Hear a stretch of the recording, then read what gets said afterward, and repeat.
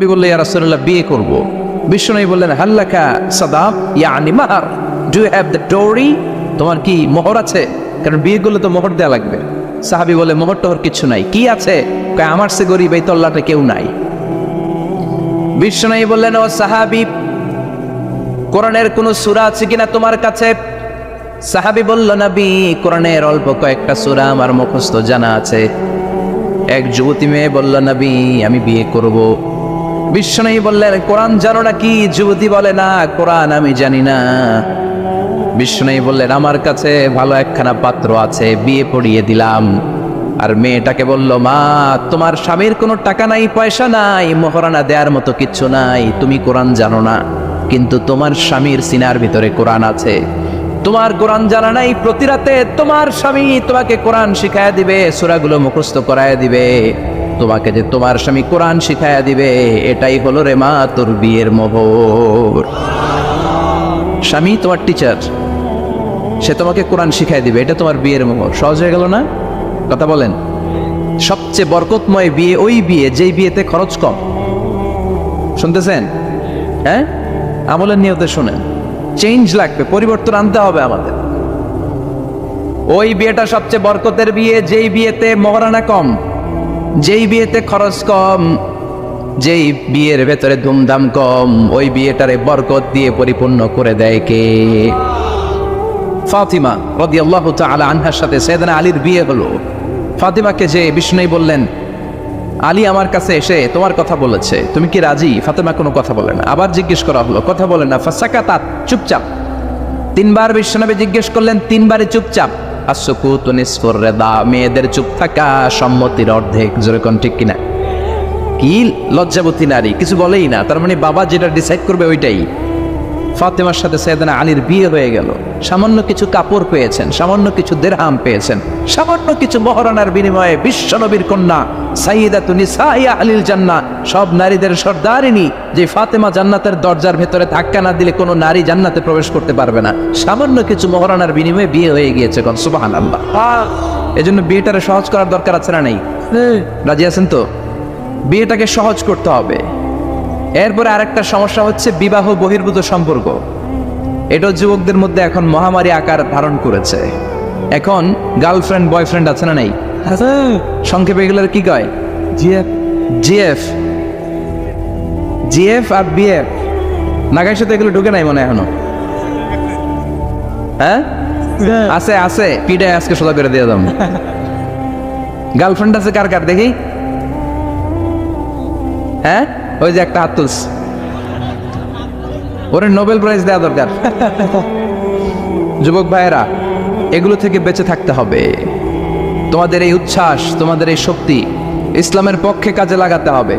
তাহলেই ওয়াশাবুন নাশা ফি ইবাদাতিল্লাহ, যেই 7 শ্রেণীর যুবক কিয়ামতের দিন আল্লাহর আরশের নিচে ছায়া পাবে, ওই যুবকদের অন্তর্ভুক্ত হওয়া যাবে। চিল্লায় বলেন ঠিক কিনা? আল্লাহ আমাদের যুবক ভাইদেরকে তুমি হেফাজত করো। তাহলে মৃত্যু আসার আগে বিশ্বনবী বললেন, জীবন কাজে লাগাও। বার্ধক্য আসার আগে যৌবনকে কাজে লাগাও।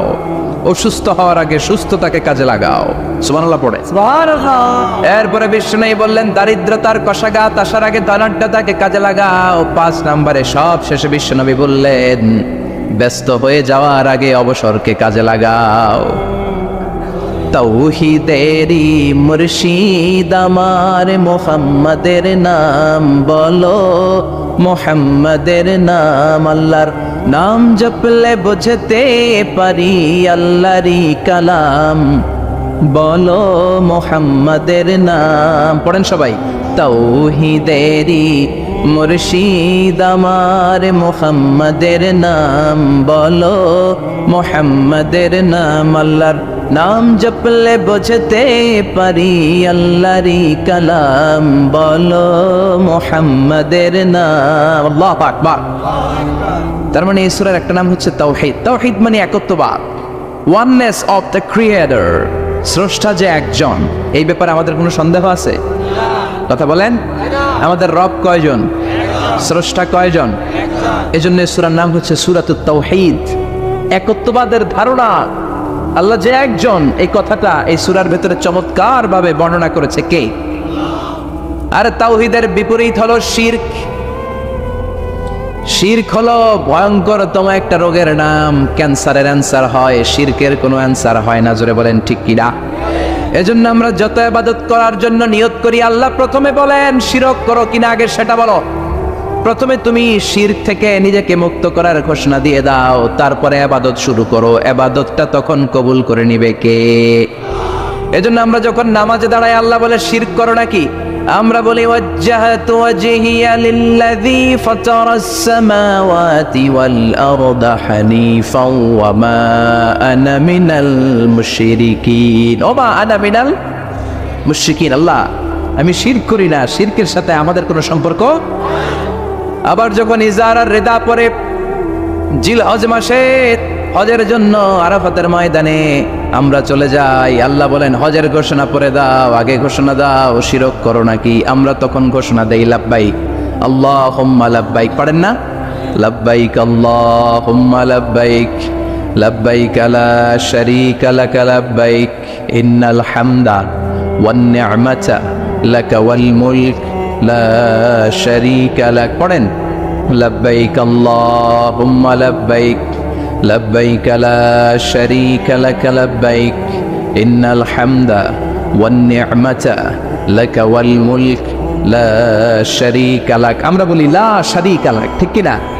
আমরা যখন হজের জন্য দাঁড়াই আল্লাহ বলে হজ পরে করো, আগে বলো শিরক করো নাকি? শিরকের সাথে সম্পর্ক আছে নাকি? আমরা বলি লা শারীকা লাক, আপনার সাথে কোনো ধরনের শরীক আমরা করি। তার মানে শিরক হচ্ছে ভয়ঙ্কর অপরাধ। সব গুনাহ আল্লাহ মাফ করে দেয়, সব গুনাহ আল্লাহ ক্ষমা করে দেয়, একটা গুনাহ ছাড়া, সেটা হলো শিরকের গুনাহ। সেটা কিসের গুনাহ? কথা বলেন। এজন্য চাইতে হবে একজনের কাছে, তিনি কে? মাফ করতে পারে একজন, তিনি কে? মনের বাসনা পূরণ করতে পারে একজন, তিনি কে? বিপদ থেকে রক্ষা করতে পারে একজন, তিনি কে? নির্বাচনে বিজয় দিতে পারে একজন, তিনি কে? এজন্য চাইতে হবে কার কাছে? এটার নাম হচ্ছে তাওহীদ। এটার নাম কি? তাওহীদ। তার বিপরীত হচ্ছে শিরক। বিষ্ণু বলেন আফা মিন দাবিবিন নামাল, পিঁপড়ার গুটি গুটি পায়ের চেয়েও সূক্ষ্ম হচ্ছে শিরক। পিঁপড়া যেমনি মিষ্টির দোকানের ভেতরে, মিষ্টির বক্সের ভেতরে গুটি গুটি পায়ে ঢুকে যায় আর মিষ্টিগুলোকে নষ্ট করে দেয়, ঠিক তেমনি শিরক গুটি গুটি পায়ে ভাইরাসের মতো মানুষের দেহের ভেতরে ঢুকে তার ঈমান আমল সবকিছুকে বরবাদ করে দেয়। চিল্লায় বলেন ঠিক কি না? এজন্য আল্লাহ ডেকে বলেন গোলাম, কিয়ামতের কঠিন ময়দানে পাহাড় পরিমাণ গুনাহ নিয়ে যদি তোমরা আমার কাছে আসো, আর ওই পাহাড় পরিমাণ গুনার ভেতরে যদি কোনো শিরকের গুনাহ না থাকে, তাহলে আমি আল্লাহ পাহাড় পরিমাণ ক্ষমা নিয়ে তোমার কাছে হাজির হয়ে যাব। পাহাড় পরিমাণ গুনাহ, কিন্তু এই গুনাহতে শিরকের গুনাহ নাই, অন্য গুনাহ। তাহলে পাহাড় পরিমাণ ক্ষমা নিয়ে আমাদের কাছে হাজির হয়ে যাবে কে? এটার নাম হচ্ছে তাওহীদ, এক আল্লাহ বিশ্বাস করা।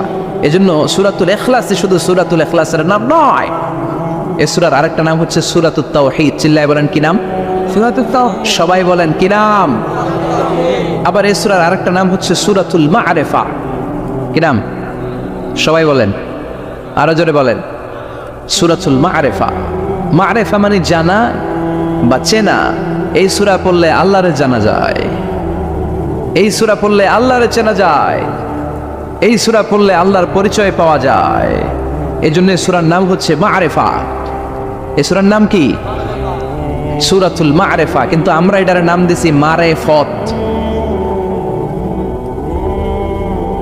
মাইরের বত। এগুলোর মাইর দিতে হবে। নামাজ নাই, রোজা নাই, লাল শালু পড়ে থাকে, চুলে ঝুটি বেঁধে থাকে, আছে না নাই? তো দিল বান্দা কালমা চোরে, না পায় শ্মশান না পায় গোরে, দিন থাকিতে আয়রে পথে ছাইড়া দে ভণ্ডামি, ভণ্ডামি ভণ্ডামি ভণ্ডামি, ছাইড়া দে ভণ্ডামি। নামাজ কালাম পড়ে না, ইবলিস শয়তানের নানা। এরকম আছে না নাই? নামাজ রোজা নাই, এদের নামাজ লাগে না, রোজা লাগে না, শরিয়া লাগে না, ইসলাম লাগে না, সুন্নাহ লাগে না, চুলে জট পাকানো, গোসলও করে না। এমন পীরও নাকি আছে সারা বছর গোসল করে না। হ্যাঁ, খাটাস,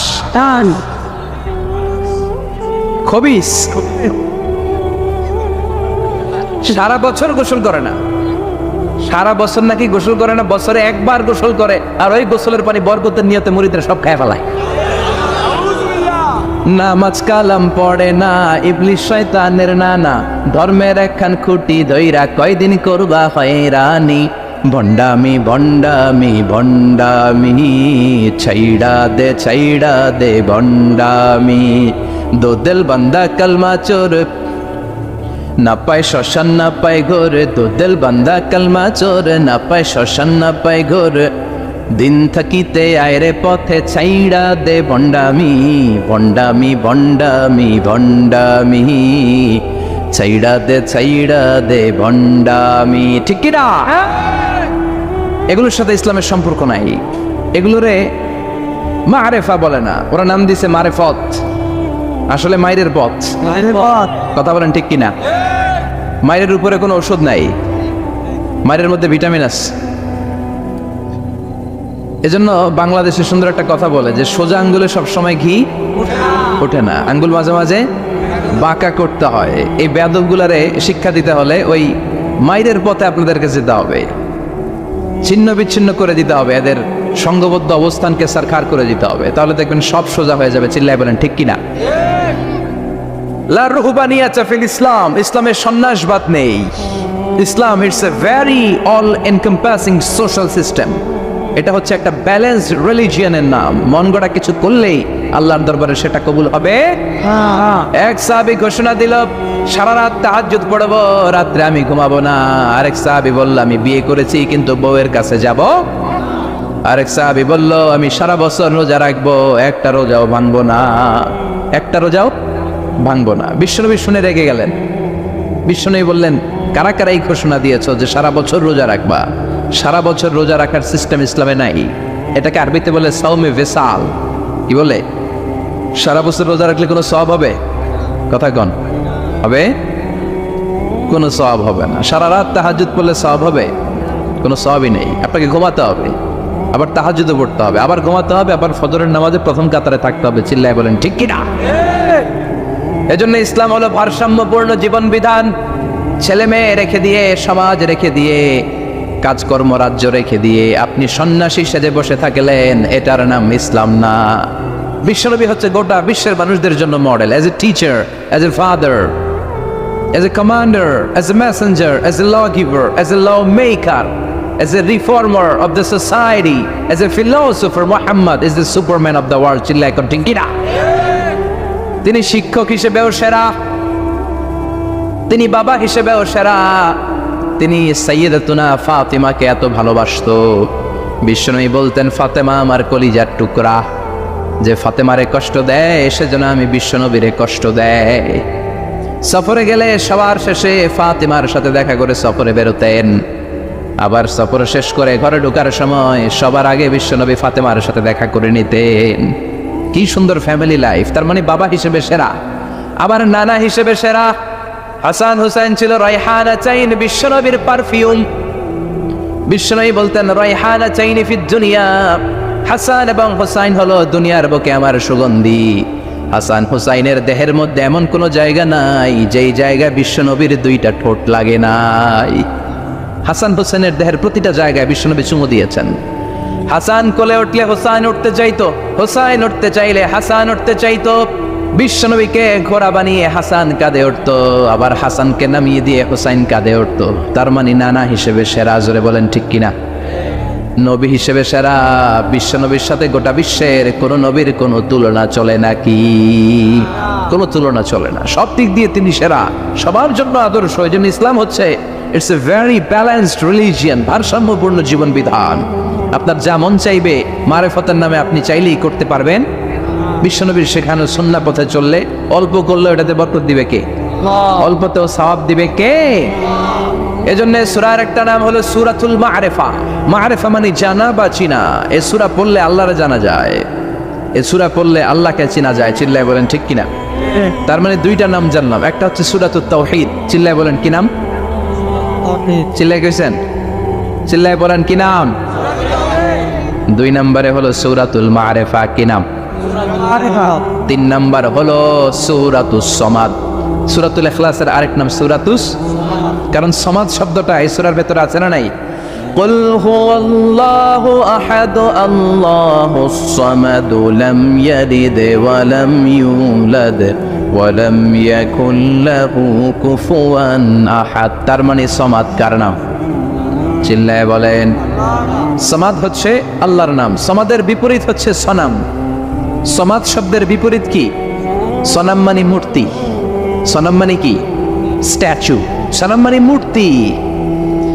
বিশ্বনবীর জামানায় এক লোক মূর্তির ইবাদত করত, মূর্তিটারে সব সময় আদর করত, মূর্তিটারে সব সময় ভালোবাসতো, সোহাগ করত, মূর্তির কাছে চাইতো। রাত্রিবেলা উঠে মূর্তির কাছে কেঁদে কেঁদে মনের দুঃখ বলতো আর জিকির করতো সনাম সনাম সনাম। আর সনামের বিপরীত কি? সমাদ। একদিন তার প্রিয় মূর্তিটাকে রেখে, তার কল্পিত খোদাটাকে রেখে সে বাজারে গেল। বাজার থেকে এসে দেখে তার মূর্তি গোসল করে দাঁড়ায় আছে, উপরে পানি, গোসল করা পানি। He thought it is the water of mercy and barakah. সে ভাবলো যেহেতু আমার খোদার গায়ের পানি, এটা রহমতের পানি হবে।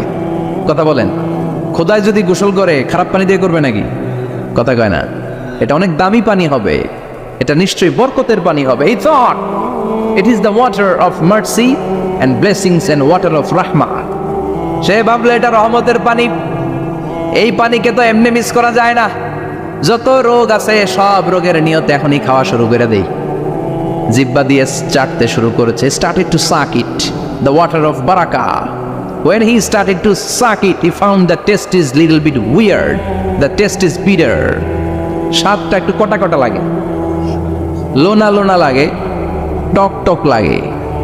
বাট সে মনে মনে ভাবে এটা তো রহমতের পানি, ইট শুড বি সুইটার। এটা তো মিষ্টি হওয়ার কথা। কি হওয়ার কথা? It should be sweeter, but it is bitter.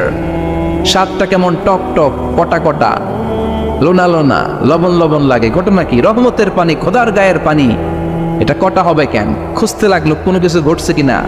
আশেপাশে তাকায় দেখে হাদিসে এসেছে সালাবান। সালাব মানে কি কে জানে? কুত্তা না, খ্যাকশিয়াল। আসলে কি? খ্যাকশিয়াল। আমরা বলে ফেলি যে কুকুর, আসলে দুইটা কুকুর সে দেখতে পেল, আর দেখলো এখনো রহমতের পানি পড়তেছে জায়গা দিয়ে, জায়গা দিয়ে রহমতের পানি ইজ ড্রপিং ডাউন, পানি পড়ছে এখনো। বুঝতে আর বাকি রইল না, আসলে এটা রহমতের পানি না, এটা গজবের পানি। কথা বলেন। রেগে মেগে আগুন। ঘটনা কি? এতদিন ভাবতাম খোদা, এখন দেহি হুদা। রাতের ঘুম নষ্ট করে কত রাত কেঁদেছি, কত রাত মনের কথাগুলো তাকে আমি বলেছি, এখন দেহি হুদা। আগে ভাবতাম খোদা, আসলে তো এইটা আমার কিচ্ছু করতে পারবে না, এটার এখন সাইজ করার সময় আসছে। কথা গন। মূর্তিটাকে নিয়ে জমিনের মধ্যে আছড়াতে শুরু করলো, ভাঙতে ভাঙতে হাত আলাদা করলো, খোদার হাত পা সব আলাদা করে ফেলছে।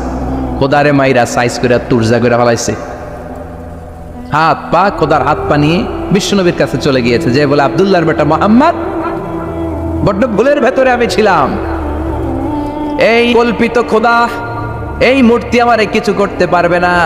যে নিজেকে খ্যাকশিয়ালের পেশাব থেকে নিজের দেহটারে বাঁচাতে পারে না, এই খ্যাকশিয়ালের পেশাব থেকে যে নিজের রক্ষা করতে পারলো না, সে কিয়ামতের দিন কঠিন মুসিবতের কালে জাহান্নামের আগুন থেকে আমারে কেমনে বাঁচাবে?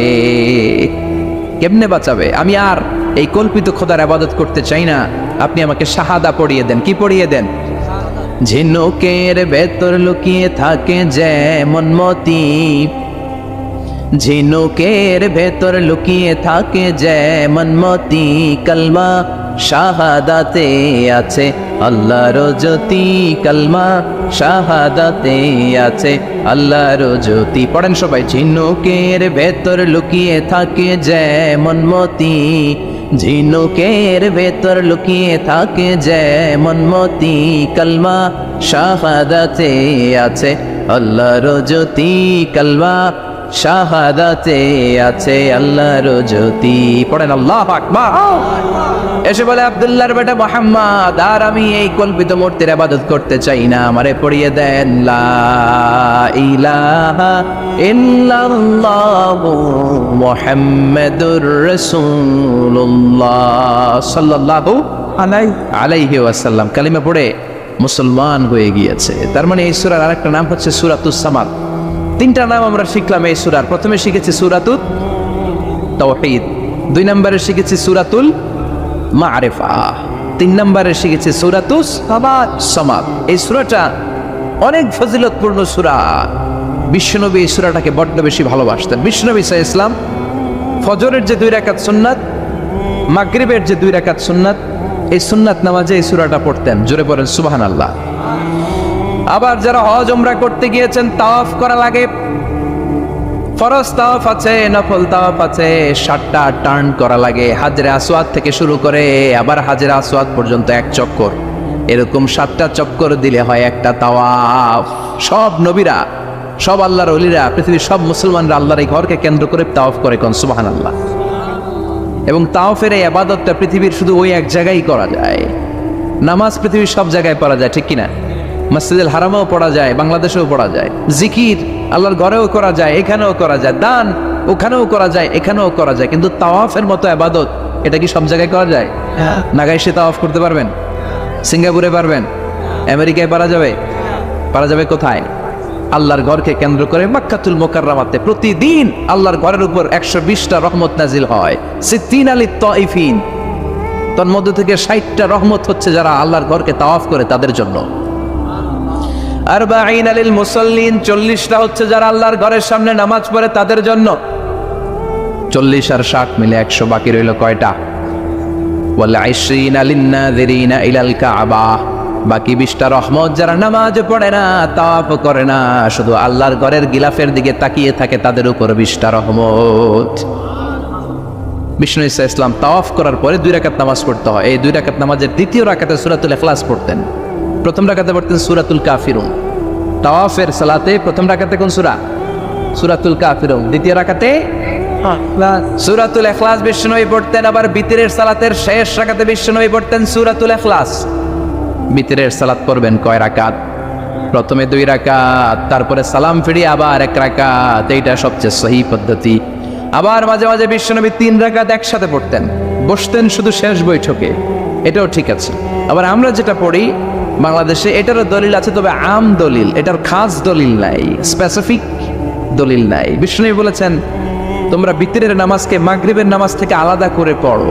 আমরা সেটাও করি, কারণ মাগরিবের নামাজে আমরা 3 রাকাতের পরে এরকম আল্লাহু আকবার বলে হাত উঠাই, তো আলাদা হয়েছে না?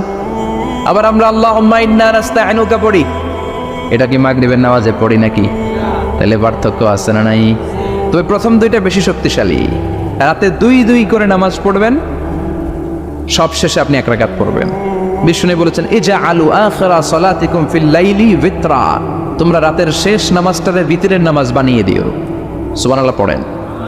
এই জন্য যাদের তাহাজ্জুদের অভ্যাস আছে, তাহাজ্জুদের পরে পড়া সুন্নাত। যাদের তাহাজ্জুদের অভ্যাস নাই, এশার সালাতের পরে পড়ে ফেলবেন। ইন্নাল্লাহা বিতরুন ইউহিব্বুল বিতরা, আল্লাহ নিজে বেজর, তাই বেজরকে তিনি পছন্দ করেন। এজন্য দিনের নামাজ, রাতের নামাজ সবই বেজর। সারাদিন যা পড়লেন মাগরিবের 3 রাকাত পড়ার মধ্য দিয়ে সব বেজর হয়ে যায়। আবার রাতে 4 রাকাত, 2 রাকাত করে যত নামাজ পড়লেন, শেষে 1 রাকাত বেতের দিয়ে বা 3 রাকাত বেতের দিয়ে সব বেজর হয়ে যায়। এই 3 রাকাত বেতের নামাজের সর্বশেষ রাকাতে বিশ্বনবী এই ছোট্ট সূরাটা পড়তেন। সুবহানাল্লাহ পড়বেন না? এই আমলগুলো মনে থাকবে সবার। আবার বিশ্বনবী বলতেন সূরাতুল ইখলাস সাধারণ সূরা না, এটা সূরাতুল কোরআন, 1/3 অফ দ্য বুক, কোরআনের 3 ভাগের 1 ভাগ। কোরআন 30 পারা। এই সূরা একবার তেলাওয়াত করলে 10 পারার সওয়াব হয়ে যায়। 2 বারে পড়লে 20 পারার সওয়াব হয়ে যায়। 3 বারে পড়লে 30 পারার সওয়াব হয়ে যায়। পড়েন সুবহানাল্লাহ। 1/3 এই পুরো কিতাবের 1/3, 1/3 অফ দ্য বুক, সুলুসুল কোরআন। একবার পড়লে 10 পারা, 2 বার পড়লে, 3 বার পড়লে 30 পারা। অনেক মুহাদ্দিসিন এবং মুফাসসিরিনরা বলে না, সুলুসুল কোরআন 1/3 অফ দ্য বুক দিয়ে বিশ্বনবী এটা বোঝায় নাই। বিশ্বনবী বুঝিয়েছে অন্য একটা জিনিস। সেটা কি? সেটা হচ্ছে পুরো 30 পারা কোরআনের কথাকে যদি আমাকে 3 শব্দে আপনি আমাকে বলতে বলেন যে হুজুর পুরো 30 পারায় আল্লাহ কি বলেছে, আমি বলবো তাওহীদ, রিসালাত, আখিরাত। এই 3টা কথা পুরো 30 পারা কোরআনের ভেতরে আল্লাহ তাআলা আমাদেরকে বলেছেন। তাই কোরআনের যে সূরারই তাফসীর আমি করি না কেন, সেখানে হয় তাওহীদ, নয় রিসালাত, নয় আখিরাতের কথা সেখানে আছে না নাই? এজন্য পুরো কোরআনের শিক্ষাটাকে প্রেসাইজ করলে, কনসাইজ করলে 3টা শব্দ দাঁড়ায়, তাওহীদ, রিসালাত, আখিরাত। যেহেতু সূরাতুল ইখলাসের ভেতরে তাওহীদের কথা আছে, তার মানে 3 ভাগের 1 ভাগ কথা আছে না নাই? সুবহানাল্লাহ পড়েন। সুলুসুল কোরআন, 1/3 অফ দ্য বুক। একবার পড়লে 10 পারা, দুইবার পড়লে 20 পারা, তিনবার পড়লে পুরো কোরআনের খতম। কিংবা যে 3টা মেসেজ আল্লাহ দিতে চেয়েছেন পুরো কোরআন দিয়ে, তার একটা এই সূরার ভেতরে আছে না নাই? চিল্লায় বলেন। আবার বিশ্বনবী মদিনাতে হিজরতের আগে কোবা পল্লীতে মসজিদ বানালেন, মসজিদে কোবা। হজ করতে গেলে, উমরা করতে গেলে লোকজন এই মসজিদটাতে বড্ড ভিড় করে, কারণ বিশ্বনবী প্রতি সপ্তাহের শনিবার এই মসজিদে যেতেন। কি বার? কথা বলেন। এজন্য মদিনাতে গেলে শনিবারে জিয়ারাত করা সুন্নাত। শনিবারে, প্রতি শনিবারে বিশ্বনবী মসজিদে নববী থেকে হেঁটে হেঁটে হেঁটে হেঁটে এই মসজিদে কোবায় যেতেন। এবং বিশ্বনবী বলেছেন, যারা ঘর থেকে ওযু করে এই মসজিদে কোবায় যে 2 রাকাত নামাজ পড়বে, একটা কবুল উমরা হজের সওয়াব আল্লাহ তার আমলনামায় দিয়ে দিবে। এই মসজিদে, কোবা মসজিদের জন্য বিশ্বনবী একজন ইমাম নির্ধারণ করলেন। ইমাম সাহেবকে বললেন, যাও তুমি নামাজ পড়াও। বিশ্বনবীর অ্যাপয়েন্ট দেয়া ইমাম সাহেব কোবা পল্লীতে যে নামাজ পড়ানো শুরু করলেন, কিন্তু সমস্যা বেড়ে গেল। তিনি মাগরিবের নামাজ, এশার নামাজ আর ফজরের নামাজ, মানে যেই নামাজে আওয়াজ করে কেরাত করতে হয়, কয় নামাজে আওয়াজ করে কেরাত? কথা বলেন। কি কি? মাগরিব, এশা, ফজর। এই ইমাম সাহেব ইমামতির চান্স পেয়ে প্রতি রাকাতের নামাজে সূরা ফাতিহা পড়ার পরই সূরা ইখলাস দিয়ে নামাজ শুরু করে, তারপরে আরেকটা সূরা পড়ে, আবার দ্বিতীয় রাকাতে সূরাতুল ফাতিহা পড়ে, আবার সূরা ইখলাস। ফজরের সময়ও সূরা ইখলাস, এশার সময়ও সূরা ইখলাস, মাগরিবের সময়ও এই সূরা। মুসল্লিরা সব খেপে গিয়েছে। সবাই বলে, ও ইমাম সাহেব, ঘটনা কি? খালি কুল হুয়াল্লাহ পড়েন কেন? আর সূরা নাই আপনার? খালি কুল হুয়াল্লাহ পাইছেন নাকি? নাগাইশ জামে মসজিদের ইমাম সাহেব মাগরিবের প্রথম রাকাতেও সূরাতুল ইখলাস, দ্বিতীয় রাকাতেও ইখলাস, এশার নামাজের প্রথম রাকাতেও ইখলাস, দ্বিতীয় রাকাতেও ইখলাস, ফজরের রাকাতেও ইখলাস, দ্বিতীয় রাকাতেও ইখলাস। কি করবেন? আজকে ইমামের একদিন কি আমার একদিন? পাইছেন কি আপনি? সবাই বলে, আপনি পাইছেন কি? ইমাম সাহেব পড়তে মন চাইলে পড়ো, নাইলে অন্য মসজিদে যাও। কারণ এটা বাংলাদেশের সিস্টেমে সভাপতি সেক্রেটারির নিয়োগ দেয়া ইমাম না, নিয়োগ দিয়েছে বিশ্বনবী। আবার ক্যান্সেল করলেও লাগবে বিশ্বনবীরে, ঠিক কিনা? নিয়োগ দিয়েছে বিশ্বনবী, নিয়োগ বাতিল করলেও করবে কে? বিশ্বনবী। মুসল্লির তো কোনো এখতিয়ার নাই। সব মুসল্লিরা মিলে বিশ্বনবীর দরবারে যায়, যে বলে, নবী কি ইমাম সাহেব দিলেন কুল হুয়াল্লাহ ছাড়া কিচ্ছু পারে না, খালি কুল হুয়াল্লাহ, কি এক মুসিবতে আছি। প্রত্যেক নামাজে কুল হুয়াল্লাহু আহাদ দিয়ে শুরু করে, এরপরে আরেক সূরা পড়ে। ঘটনা কি? বিশ্বনবী বললেন, ইমাম সাহেব রে ডাকো। বিশ্বনবী ইমাম সাহাবীরে বললেন, ও সাহাবী, কেন এই কাজটা করো? তোমার মুসল্লিরা বলে প্রতি রাকাতে কেন কুল হুয়াল্লাহ দিয়ে শুরু করো, ঘটনাটা কি? অন্য সূরা পড়ো না কেন? সাহাবী বলে, নবী গো, এই সূরাটারে আমি বড্ড বেশি ভালোবাসি, কারণ ফিহি সিফাতুর রহমান, এই সূরার ভেতরে আমার আল্লাহর পরিচয় আছে গো নবী। এই ছোট্ট সূরার ভেতরে রব্বুল আলামিন যত সুন্দরভাবে নিজের পরিচয়টা বলে দিয়েছেন, কোরআনের কোন সূরার ভেতরে সেই পরিচয় আমি পাই না। তাই এই সূরাটা দিয়ে প্রতি রাকাতে নামাজ শুরু না পড়লে আমার কলিজা ঠান্ডা হয় না গো নবী। বিশ্বনবী বললেন, ঠিক আছে, চেঞ্জ করার দরকার নাই, তুই প্রতি রাকাতেই কুল হুয়াল্লাহই পড়বি। সুবহানাল্লাহ পড়েন। প্রতি রাকাতেই তুমি সূরাতুল ইখলাস পড়বা, ইমামতি বাতিল হবে না। তবে জেনে রেখো, এই সূরার প্রতি ভালোবাসা কিয়ামতের দিন তোমার জান্নাতে পাঠায়া দিবে। এই সূরার ভালোবাসার কারণে জাহান্নামের আগুন তোমার জন্য হারাম করে দিয়েছে কে? এজন্য সূরাতুল ইখলাস বেশি বেশি তেলাওয়াতের দরকার আছে না নাই? কথা বলেন। স্যার, আজকে থেকে বেশি বেশি সূরাতুল ইখলাস তেলাওয়াত করবেন তো? সবাই রাজি আছেন তো? নবম হিজরির ঘটনা। বিশ্বনবী সাল্লাল্লাহু আলাইহি ওয়াসাল্লাম তাবুকের যুদ্ধে গেলেন। বিশ্বনবী তাবুকের ময়দানে আসছে শুই না, কাফের মুশরিকের আন্ডা বাচ্চা সব দৌড়। কারণ বিশ্বনবী কোনো যুদ্ধে গেলে বা কোনো জায়গায় দাঁড়ালে ওনার ডানে বায়ে সামনে পেছনে 1 মাসের এরিয়ার মধ্যে যদি কোনো কাফের মুশরিক থাকে, তাদের অন্তরের ভেতরে বিশ্বনবীর ব্যাপারে ভয় আর ধুকধুকানি তৈরি করে দেয় কে? বিশ্বনবী তাবুকের ময়দানে গেলেন। রোমান সাম্রাজ্যের খ্রিস্টান সৈনিকেরা যখন জানতে পারলো বিশ্বনবী এসেছে, সব সৈনিক নিয়ে দৌড়। আইজো দৌড়, কাইলো দৌড়, কই যুদ্ধের দরকার নাই, সব দৌড়। কোন যুদ্ধ ছাড়াই বিশ্বনবী জিতে গিয়েছে, কোন সুবহানাল্লাহ। বিশ্বনবী আল্লাহর শুকরিয়া করলেন। হঠাৎ বিশ্বনবী দেখলেন আকাশের সূর্যটা সূর্যের আলো ক্ষীণ হতে শুরু করেছে, কমতে শুরু করেছে। তিনি খেয়াল করে দেখলেন এর কারণ সাইয়েদনা জিব্রাইল বিশাল ফেরেশতাদের বহন নিয়ে পৃথিবীতে নেমে আসছেন। পড়েন সুবহানাল্লাহ। এসে বললেন, ইয়া রাসূলুল্লাহ, আমি 1,40,000 ফেরেশতা নিয়ে নেমে এসেছি। আপনি কি জানেন না, ঠিক একটু আগে মদিনাতে আপনার এক প্রিয় সাহাবা, তার নাম হচ্ছে মুআবিয়া ইবনে মুআবিয়া আল মুজানি, একটু আগে শেষ নিঃশ্বাস ত্যাগ করেছে। বিশ্বনবী বললেন, ইন্না লিল্লাহি ওয়া ইন্না ইলাইহি রাজিউন। সাইয়েদনা জিব্রাইল বললেন, ও নবী, আপনি কি আপনার প্রাণের সাহাবীর জন্য গায়েবানা জানাজা পড়বেন না? বিশ্বনবী বললেন, অবশ্যই পড়বো। গায়েবানা জানাজা চিনেন তো? এটা পড়া কিন্তু সুন্নাহ। সামনে লাশ নাই, সামনে লাশ নাই, কিন্তু আমি ইমাম, সবাই দাঁড়ালেন পেছনে, আল্লাহু আকবার, 4টা তাকবীর দিয়ে আমরা নামাজ পড়লাম, মৃত ভাইয়ের জন্য দোয়া করলাম, এটার বলে গায়েবানা জানাজা। সুবহানাল্লাহ পড়েন। বিশ্বনবী বললেন, অবশ্যই পড়ব। সাহাবীদের মধ্যে ঘোষণা দিলেন, ও সাহাবারা, তোমাদের ভাই মুআবিয়া ইবনে মুআবিয়া আল মুজানি কিছুক্ষণ আগে মদিনাতে ইন্তেকাল করেছে। তোমাদের ভাইদের জন্য সবাই বাইরে বের হয়ে আসো, এই মুহূর্তে আমরা গায়েবানা জানাজা পড়ব। বিশ্বনবী প্রথম কাতারে দাঁড়ালেন, হাজার হাজার সাহাবারা লাইন ধরে দাঁড়ালো। সাইয়েদনা জিব্রাইল 1,40,000 ফেরেশতা নিয়ে সাহাবাদের পেছনে 2টা লাইনে দাঁড়িয়ে গেলেন। প্রথম লাইনে 70,000, দ্বিতীয় লাইনে আরো 70,000, 1,40,000 ফেরেশতাদের বহর। আর সাহাবারা মিলে আল্লাহু আকবার বলে গায়েবানা জানাজা শুরু করলেন। নামাজ শেষ। বিশ্বনবী তো অবাক, ঘটনা কি? কোন সাহাবীর গায়েবানা জানাজায় তো ফেরেশতা নামে না আকাশের উপর থেকে। বিশ্বনবী জিজ্ঞেস করলেন, জিব্রাইল, কোন সাহাবীর গায়েবানা জানাজায় তোমরা আকাশ থেকে এত ফেরেশতার বহর নিয়ে নামো নাই? কি এমন আমল করেছে আমার মুআবিয়া?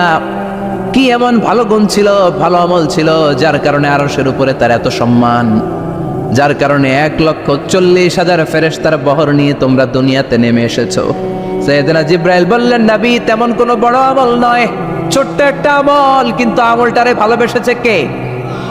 আপনার এই প্রিয় সাহাবী হাঁটতে বসতে চলতে ফিরিতে সব সময় পড়তো, কুল হুয়াল্লাহু আহাদ, আল্লাহুস সামাদ, লাম ইয়ালিদ ওয়া লাম ইউলাদ ওয়া লাম ইয়াকুল লাহু কুফুয়ান আহাদ। পড়েন আল্লাহু আকবার। এজন্য বেশি বেশি সূরাতুল ইখলাস তেলাওয়াত করতে রাজি আছেন তো? মনে থাকবে? বিষ্ণু ঈসা ইসলাম প্রতিদিন ফজরের নামাজের পরে, মাগরিবের নামাজের পরে, ওয়া ইনদামা ইয়ামশি ইলা ফিরাশিহি, রাতে যখন বিছানায় যাবেন, এই 2 হাতকে একত্রিত করে সূরাতুল ইখলাস পড়তেন, সূরাতুল ফালাক পড়তেন, সূরাতুন নাস পড়তেন, পড়ে হাতে ফু দিতেন। সহিহ হাদিস। ফু দিয়ে এই ফু দেওয়া হাতটা সারা দেহের মধ্যে ইয়াবদাউ বিহিমা রাসাহু, মাথা থেকে শুরু করে পা পর্যন্ত এভাবে মেসেজ করে দিতেন, মালিশ করে দিতেন। সুবহানাল্লাহ পড়েন। This is a protection you take from your lord, from all the bad eyes, evil eyes, সব হিংসুকের চোখ থেকে, হিংসা থেকে, সব জাদুটোনা থেকে, সব ব্ল্যাক ম্যাজিক থেকে আপনি প্রোটেকশন চাইলেন কার কাছে? সকালবেলা যদি এই 3টা সূরা পড়ে ফু দেন, এটাকে আরবিতে বলে কুল আস-সালাসা, কারণ এই 3টা সূরার শুরুতেই কুল আছে না নাই? কুল হুয়াল্লাহু আহাদ, কুল আউযু বিরাব্বিল ফালাক, কুল আউযু বিরাব্বিন নাস। এজন্য 3টাকে আরবিতে বলে কুল আস-সালাসা, মানে 3 কুল। কি বলে? 3 কুল। সূরাতুল ইখলাস, সূরাতুল ফালাক, সূরাতুন নাস। ফজরের পরে, মাগরিবের পরে আর বিছানায় যাওয়ার সময় 2 হাত একত্রিত করে ফু দিবেন, সারা গায়ে মেসেজ করবেন। মনে থাকবে? আজকে থেকে মনে থাকবে তো? কালকে থেকে এটার আমল করা যাবে না? আবার মা এসে বলতেন, আমার যদি স্বাস্থ্য খারাপ লাগতো, নবীর কাছে দোয়া চাইতে যাইতাম, বলতাম, নবী স্বাস্থ্যটা খারাপ, কি করব? বিশ্বনবী বলতেন, তুমিও সূরাতুল ইখলাস, সূরাতুল ফালাক, সূরাতুল নাস পড়ে হাতের মধ্যে ফু দিয়ে সারা দেহে মালিশ করে দাও। সুবহানাল্লাহ পড়েন।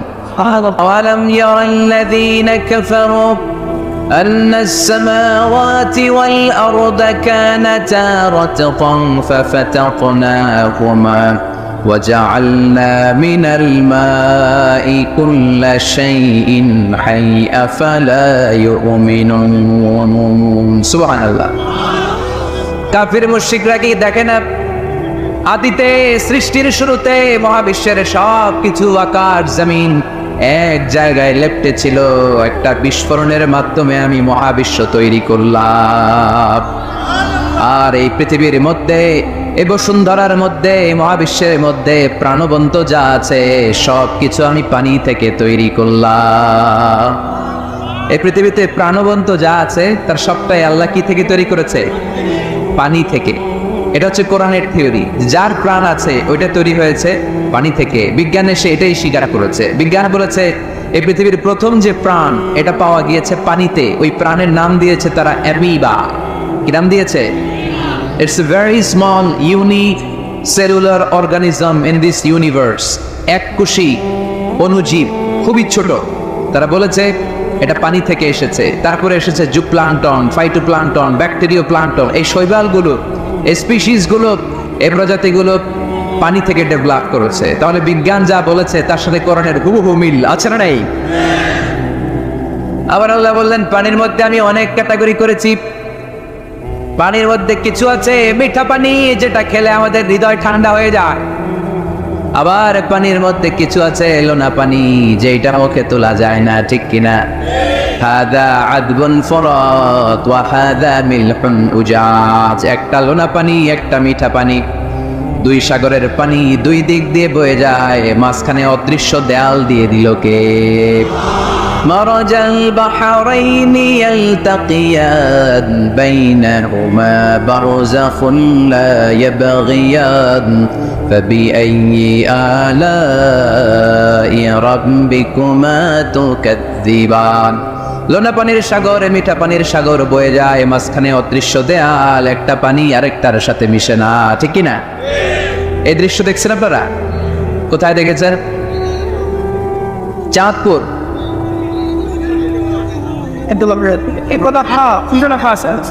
অনেক জায়গায় আছে, বাংলাদেশে আছে কয়েক জায়গায়। শীতলক্ষাতে আছে, আর শীতলক্ষায়, চাঁদপুরে। এরপরে আমি দেখে এসেছি নীল নদ আর লোহিত সাগরের পানি বিশাল। অবাক লাগে না? সুবহানাল্লাহ করবেন না? একটা লবণাক্ত আর একটা মিঠা, দুইটাই তো পানি, মাঝখানে ব্যারিকেড দিল কে? আল্লাহ। বাহ, কেন মিশে না?